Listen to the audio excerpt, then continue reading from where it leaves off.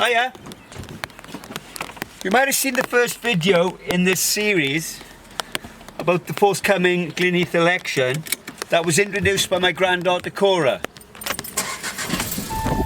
I'm Cora from Wales. We had our grandchildren for the first week of this election campaign, so we like to include them in the things that we do whenever possible.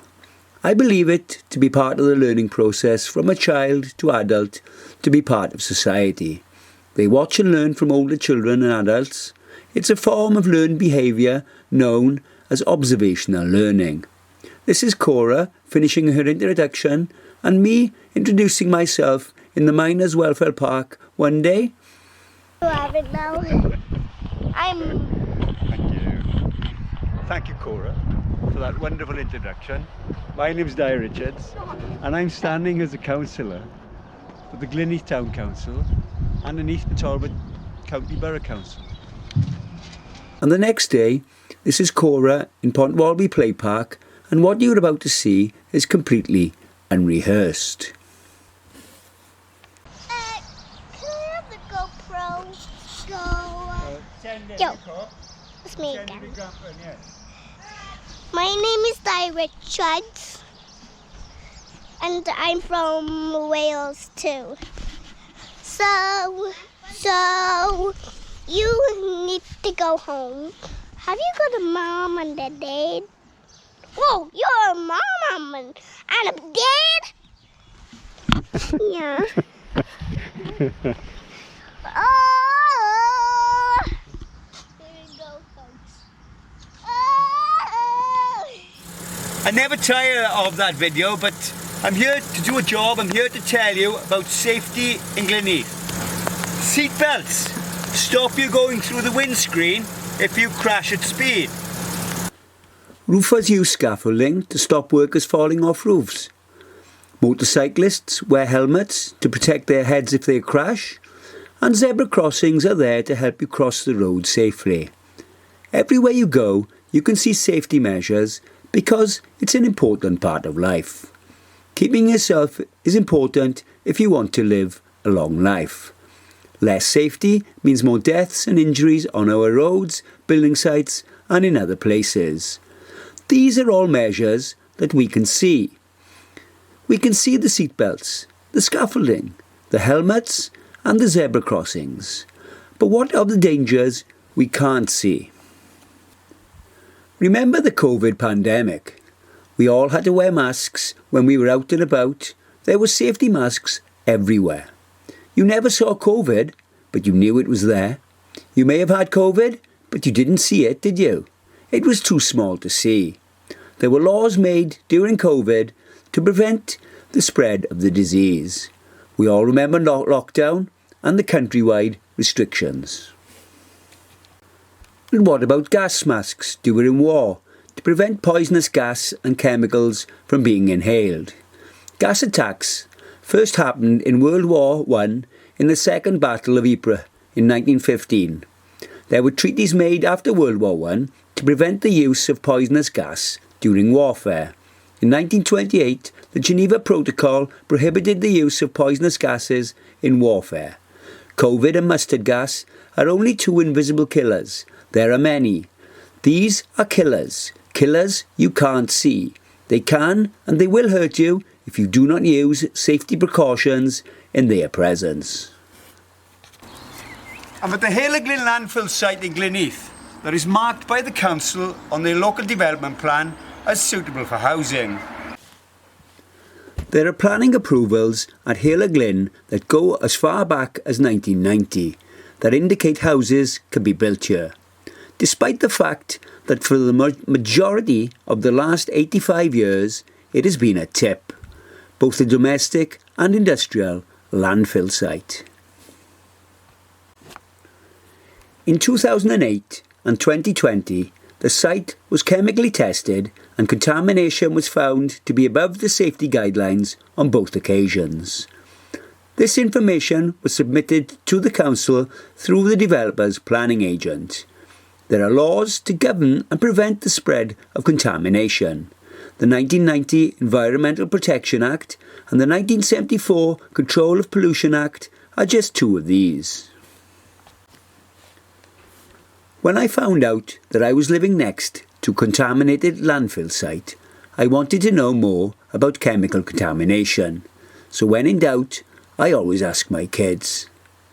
I have two with chemistry PhDs, both respected scientists and working in the field of chemistry.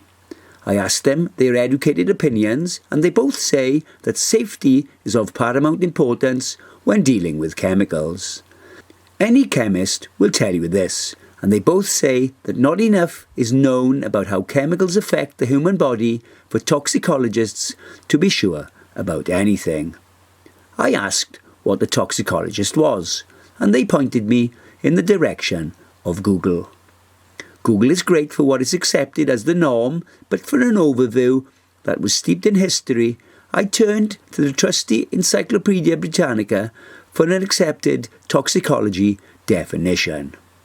Toxicology is the study of poisons and their effects, particularly on living systems.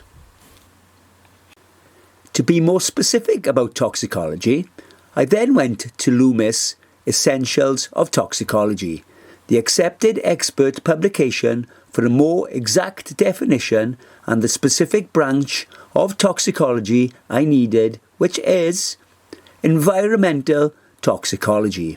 Is the branch of toxicology that deals with the incidental exposure to chemicals that appear basically as contaminants of air, food or water.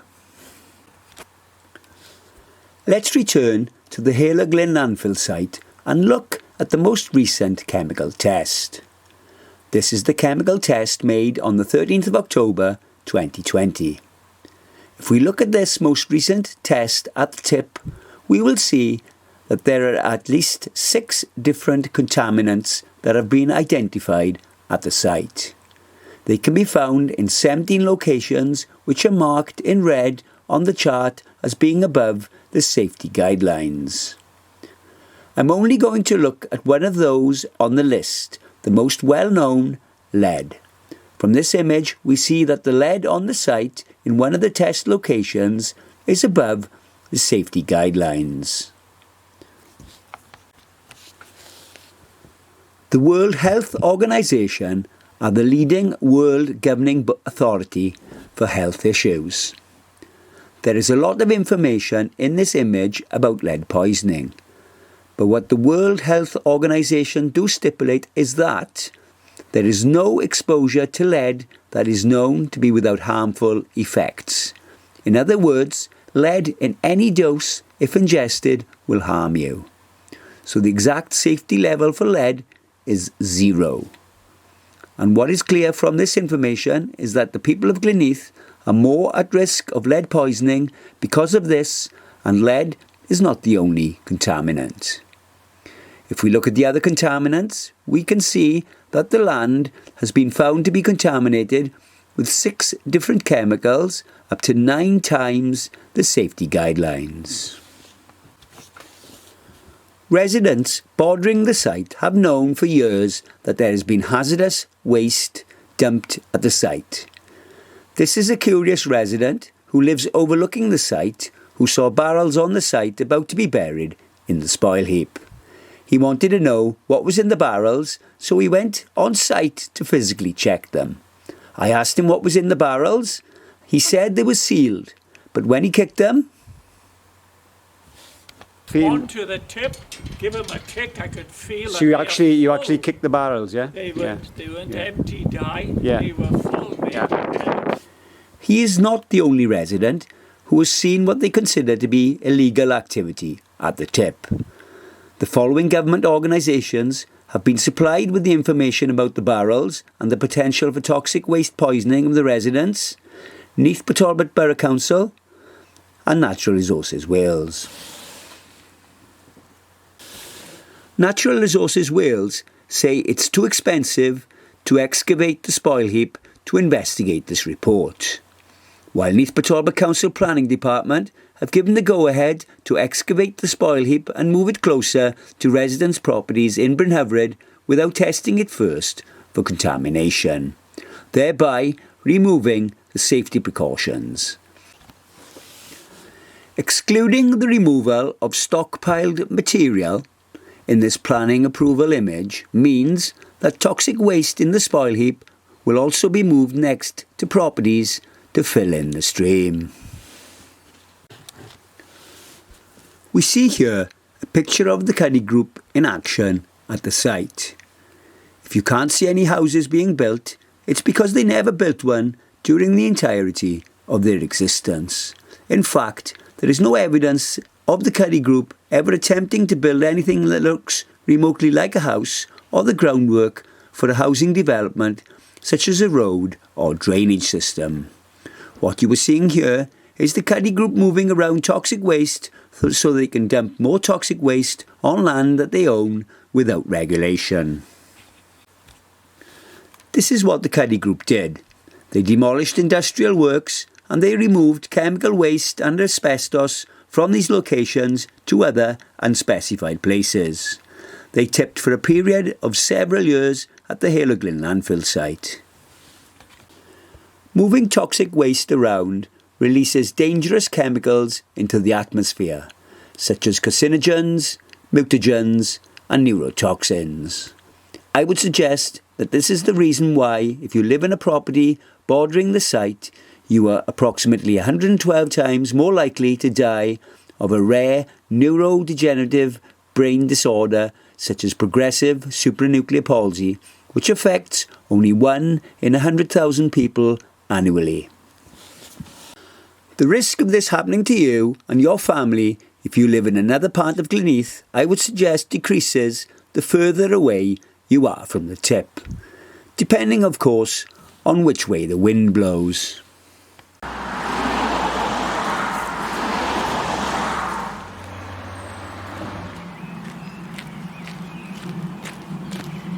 Only the Cuddy Group know what's buried in this tip, so ask yourself these questions. Do you trust the Cuddy Group to have genuinely tipped clean soil? Do you trust the Welsh Government to do their job? Do you trust the Planning Department at the Neath Talbot Council? Do you trust the Neath councillors Del Morgan and Simon Noyle?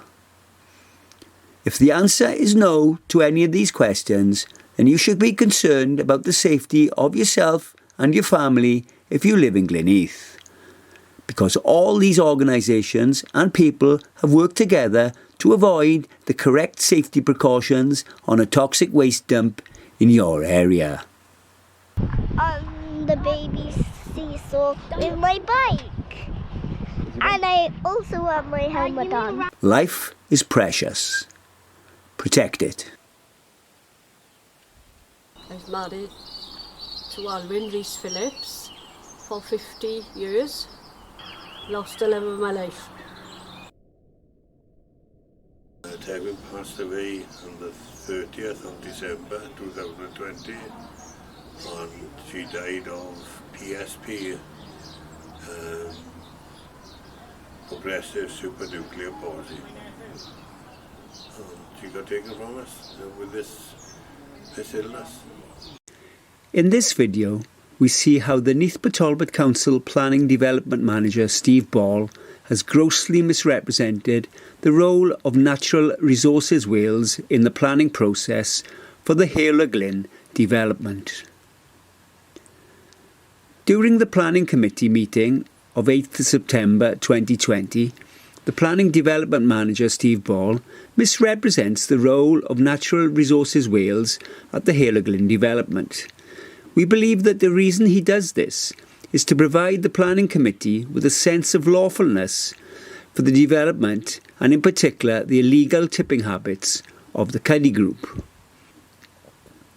In effect, he is attempting to cover up Neath Talbot Council Planning Department malpractice which allowed the Cuddy Group to tip contaminated waste unlicensed for the majority of, if not all, of the 13 years the Cuddy Group tipped at the site. The Cuddy Group's first approved plans were in 2005. If we look at condition 26 of the planning permission, we will see that the importation of material was only allowed for 12 months after the commencement. However, the Cuddy Group tipped for the majority of the 13 years at the site after this permission, 12 of which, based upon condition 26, were illegal, and the Neath Council have refused to provide evidence that the Cuddy Group submitted a commencement notice which would suggest that during the complete ownership of the site by the Cuddy Group, they tipped illegally from 2005 to 2017. This being the case, Neath Council are guilty of malpractice for allowing this to happen. Let's return to the 2020 meeting to see how Steve Ball misrepresented the role of Natural Resources Wales at the Neath Council Planning Committee meeting. At 1:21:35, he said that the Cuddy Group brought on a significant amount of material which was at that time necessary to facilitate the development to create the landform necessary for that approval. It had a Natural Resources Wales licence, a permit to bring the land on. 20 seconds later, he states that the land needs to be brought off the site, which may seem unusual, but is clearly to the benefit of the development.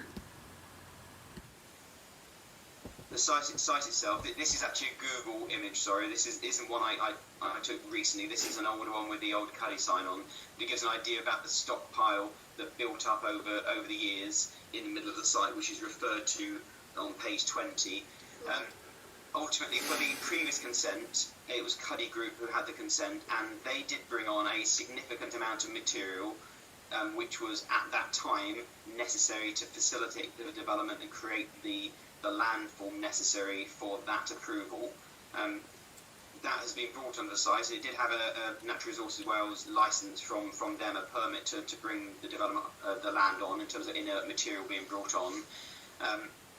And as a consequence, it was being moved around here and there, but largely you do have a stockpile which has effectively assimilated itself into the landscape slightly because it's had lots of, effectively its vegetation has grown on top of it. But that stockpile is still within the site and will need to be moved around.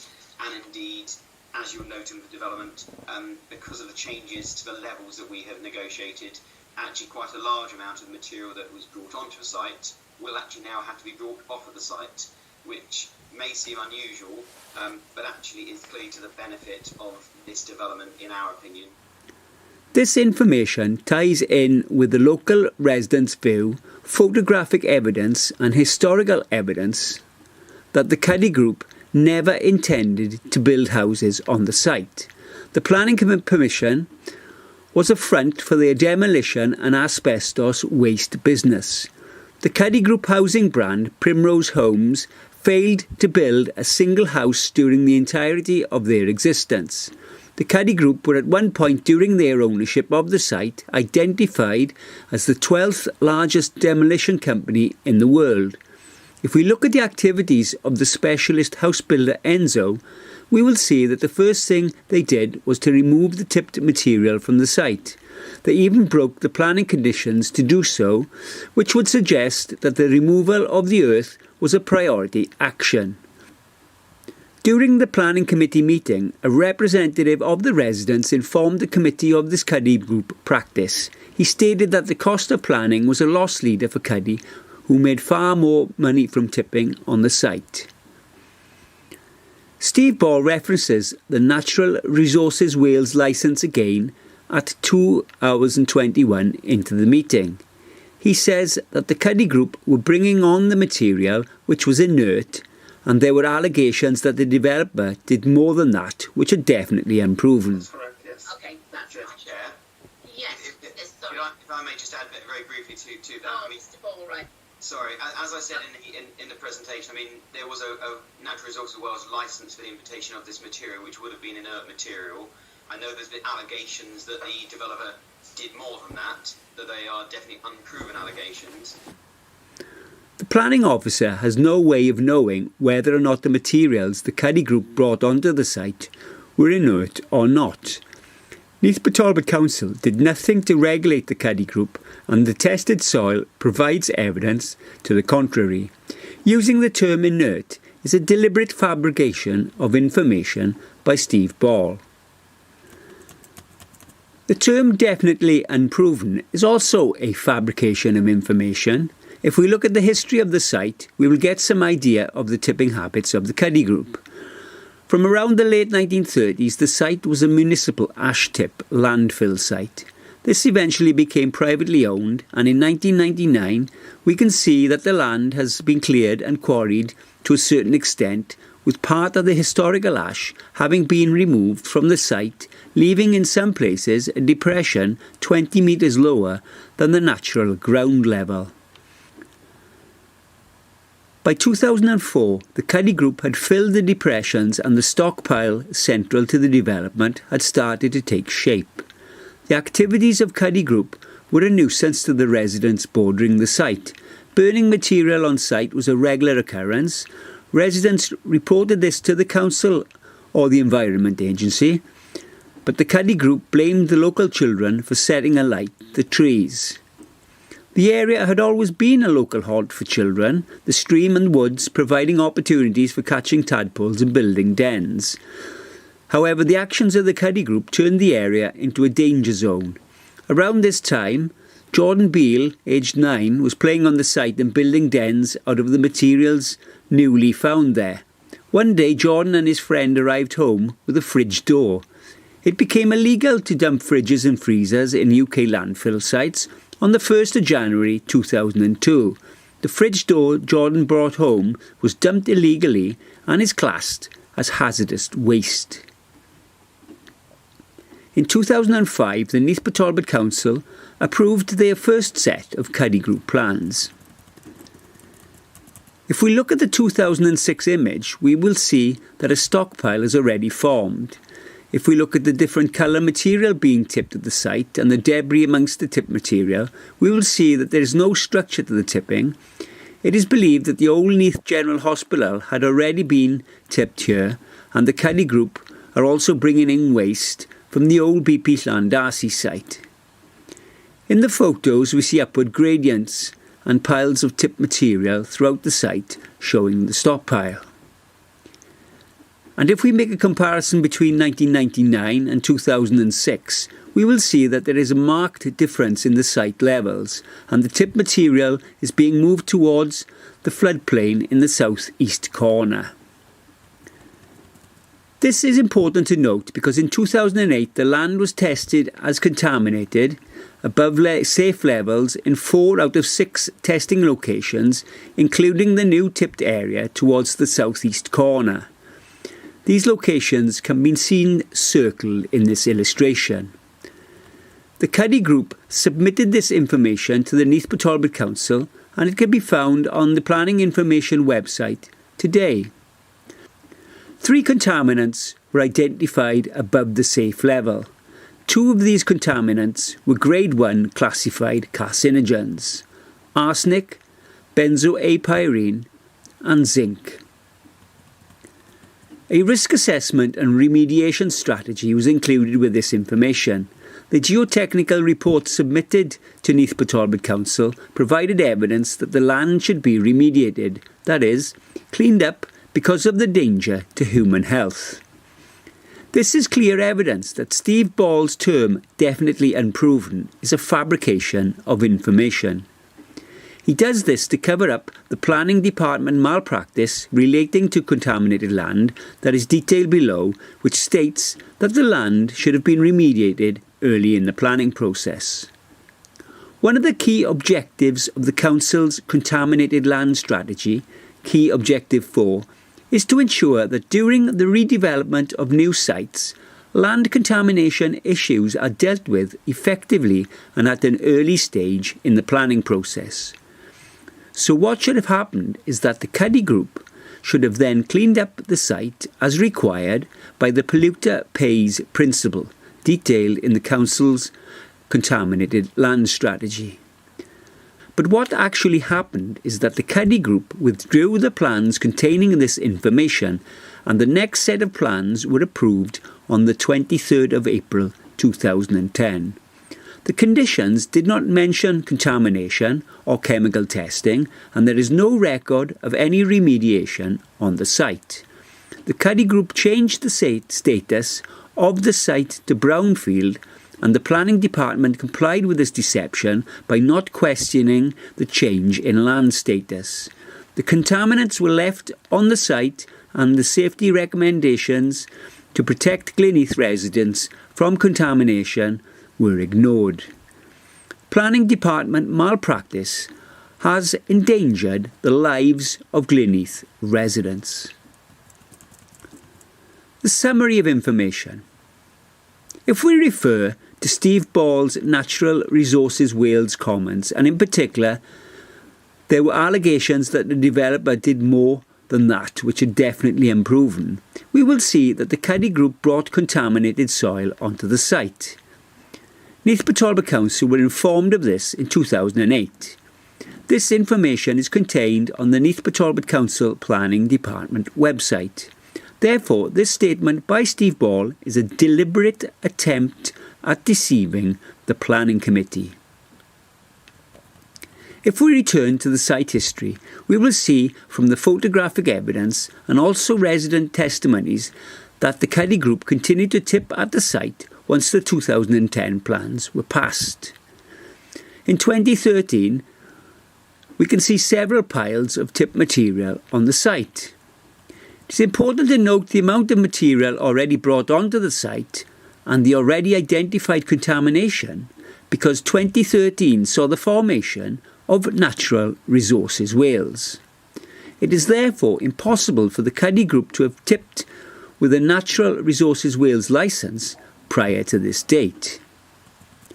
And on the 15th of August 2014, we see that for the first time the Cuddy Group obtained a Natural Resources Wales licence to tip on the site.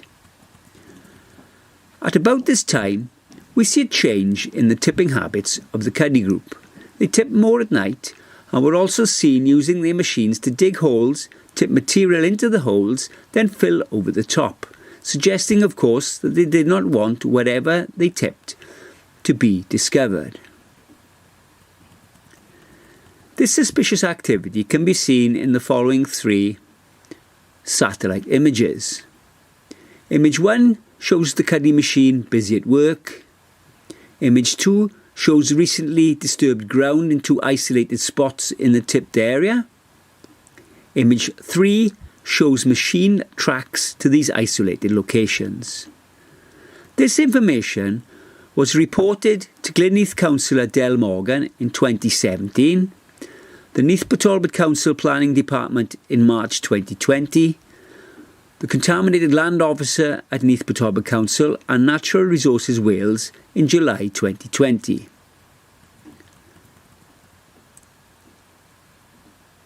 Back in 2016, the spoil tip on the Cuddy site was reaching Aberfan proportions, and a residents group was formed to safeguard the properties bordering the site.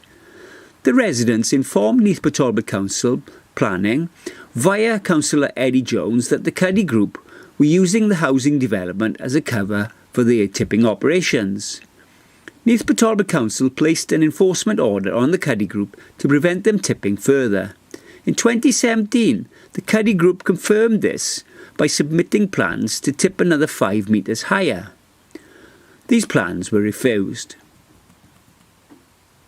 Nigel's property overlooks the site and he takes up the story. For the last 18 years since I lived here, obviously the back garden, also the back of the house, is overlooking the tip as I'm on top of Brynhavred Hill. I get out several times in the night to use the toilet, and I've seen in the past a number of lorries dumping in the pitch dark. Also at one time with Cuddy and Company, they kept a machine over there. Obviously by day the man would turn up and bury everything.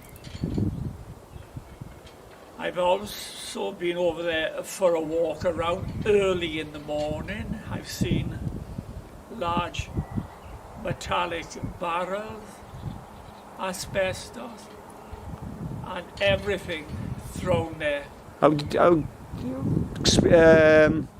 Elaborate on the asbestos, Nige. Are you familiar with asbestos? Yes, yeah, but it's removed from the house over the years.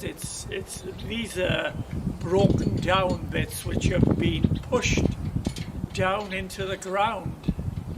And the barrels were on top of the ground or in the ground? Yes. They were left there until the man turned up about 8, and I think he worked till about 2 or 3. And obviously they were pushed down into the ground, and then you'd have more lorries by day. Generally they'd work in the summer. Don't ask me where they come in from. They'd be filling up, raising up the tip, but burying all the waste underneath. And how far are you away from these barrels when you were looking at them? Oh, well, I walked up the hill, onto the tip, give them a kick, I could feel. So you actually kicked the barrels, yeah? They weren't empty, Yeah. They were full. The Cuddy Group went bankrupt and the site was sold to Enzo Homes. There is no evidence that the Cuddy Group attempted to build homes at the site in the 13 years since they first obtained planning permission to do so. Only the Cuddy Group knows what the Cuddy Group tipped on the site.